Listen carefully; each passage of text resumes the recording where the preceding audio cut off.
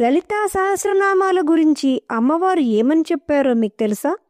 ఒకరోజు మణిద్వీపంలో అమ్మవారు వసిన్యాది వాగ్దేవతలను పిలిచి ఇలా అన్నారు: ఓ వసిన్యాది వాగ్దేవతలారా, మీరు నా శ్రీచక్రం యొక్క రహస్యాలను తెలిసినవారు, నా నామ పారాయణయందు ఆసక్తి కలవారు. అందుచేత నా భక్తులను ఉద్ధరించుటకు సహస్రనామాలను చేయవలసిందిగా మిమ్మల్ని ఆజ్ఞాపిస్తున్నాను.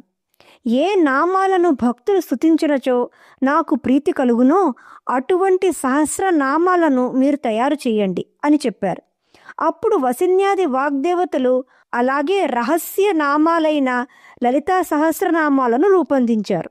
ఇదిలా ఉండగా ఒకరోజు లలితాదేవి తన మణిద్వీపంలోని చింతామణి గృహంలో ఒక పెద్ద సభను ఏర్పాటు చేశారు. ఆ సభకు కోట్ల కొలది బ్రహ్మలు, నారాయణులు, రుద్రులు తమ సతులతో విచ్చేశారు. ఇంకా అమ్మవారి శక్తులైన మంత్రిని, దండనాద మొదలగు అనేక శక్తులు కూడా విచ్చేశారు. కోట్ల కొలది ఇతర దేవతలు, ఋషులు కూడా విచ్చేశారు. అప్పుడు వసిన్యాది వాగ్దేవతలు అమ్మవారి సహస్రనామాన్ని వినిపించారు. అమ్మవారు ప్రసన్నురాలయ్యారు.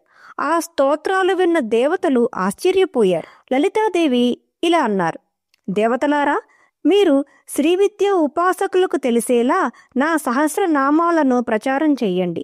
శ్రీ విద్యా దీక్ష తీసుకున్న భక్తుడు నా సహస్రనామాలను పఠిస్తే నేను సంతోషిస్తాను, వారి కోరికలను తీరుస్తాను. ముందు శ్రీచక్రానికి పూజ చేసి ఆ తర్వాత పంచదశి మంత్రాన్ని జపించి ఆపై ఈ సహస్రనామాలు నాకు ప్రీతి కలిగేలా పఠించాలి అని చెప్పారు. ఆ తర్వాత లలితాదేవి ముఖ్యమైన విషయాన్ని చెప్పారు: ఓ దేవతలారా, నా భక్తులు నన్ను పూజించినా లేక పూజించకపోయినా పర్వాలేదు, నా పంచదశి మంత్రాన్ని జపించినా లేక జపించకపోయినా కూడా పర్వాలేదు, కేవలం నా సహస్రనామాలను నిత్యం నాకు ప్రీతి కలిగేలా కీర్తిస్తే చాలు, వారి కోరికలన్నీ నేను నెరవేరుస్తాను, ఇందులో ఎటువంటి సందేహమూ లేదు అని చెప్పారు. అంటే శ్రీచక్ర ఉపాసన చేయకపోయినా, పంచదశి మంత్రం పఠించకపోయినా లలితా సహస్రనామాలు ఎల్లప్పుడూ ఆదరముగా కీర్తిస్తే అమ్మవారు మన కోరికలను తప్పక తీరుస్తారు అని హయగ్రీవుడు అగస్త్యునితో చెప్పారు.